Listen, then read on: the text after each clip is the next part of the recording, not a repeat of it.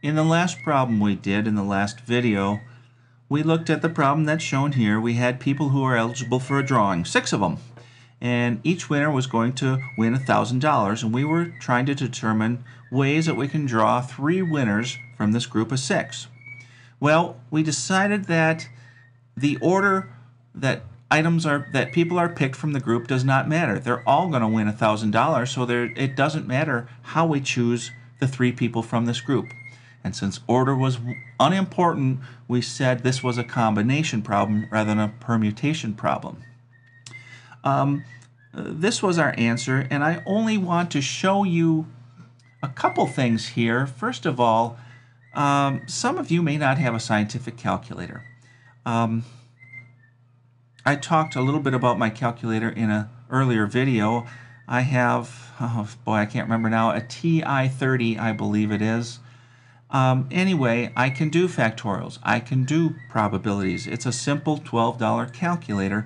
But if you're using Windows 7, you have a calculator that does not do probabilities, but it does do factorials. So you can simplify your life a little bit if you don't have a calculator by using the one in Windows 7. Now I'm going to take this problem right here, 6 factorial, and I'll put a circle around it, divided by 3 factorial, divided by 3 factorial times 3 factorial, and show you how to solve that using your scientific calculator. First of all, again, since the trick here is that everything is multiplied or divided. The numerator just has a single term. There are 2 terms in the denominator, and they are multiplied together. And what you can simply do then is use your factorial button, and it might be a little hard to see on this video, but it's right here. It's n exclamation mark or n factorial, and we can do this. We can type 6 factorial, and it shows up in the display. Fact 6 is 720. That's 6 times 5 times 4 times 3 times 2 times 1. And now we want to click the divide by sign, and we're going to divide by 3 factorial. And then, here's the tricky part, I'm going to divide again by 3 factorial.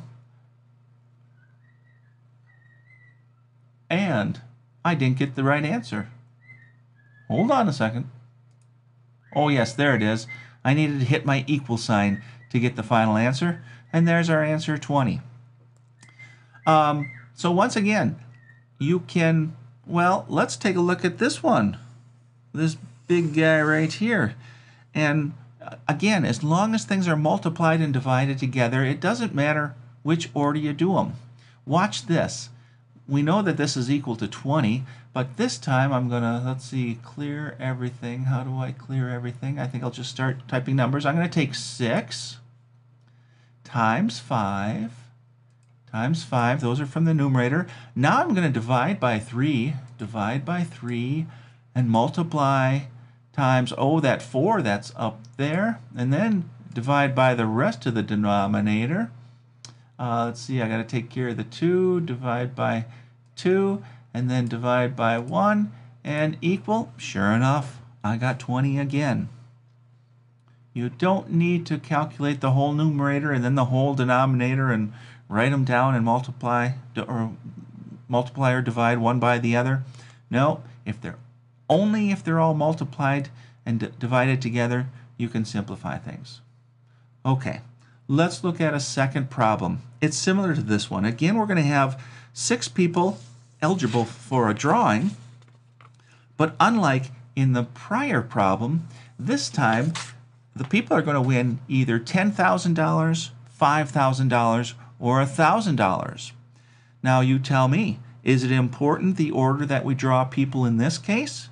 Well, yeah, it certainly is. The first number we draw is going to get $10,000. Second person's name we draw gets $5,000, and the third gets $1,000. So we're interested in knowing how many ways winners can be drawn. This time, order is important. Order is important tells us that this is a permutation problem. What's n in this time? How many people do we have in our total set? It's 6. How many people are we going to draw? R is 3, but this time we're doing a permutation problem. Permutation, whoopsie, 6, 3. And let's see, let me get my permutation equation back. There it is. Permutation is equal to n factorial over n minus r factorial. Am I right there? Yes, I am. And so n is 6 factorial divided by 6 minus 3 factorial. And now let's write those out. Well, no, not yet. 6 factorial divided by 6 minus 3 is 3 factorial. And now let's write them out. That's 6 times 5 times 4 times 3 times 2. Well, here's a good time to quit writing down the 1. We really don't need to write down that 1, do we? No, because 1 times anything is the same thing that we multiplied by 1. So we don't really need to include the 1. In the denominator, we have 3 times 2 times 1, but we don't need to write it down. Once again now, we can cancel terms. We can get rid of the 2's. We can get rid of the 3's. And we have 6 times 5 times 4. Let's see. That's our answer. 6 times 5 is 30. And 30 times 4 is equal to 120. 120 ways that we can select where did my other sheet of paper go? 120 ways that we can select those people in order. And when we were looking at combinations, we only had 20 ways that we could select those 3 people. Once again, permutations, there's always many more options than there are combinations. I hope that helps you a little bit, folks. See you in the boards.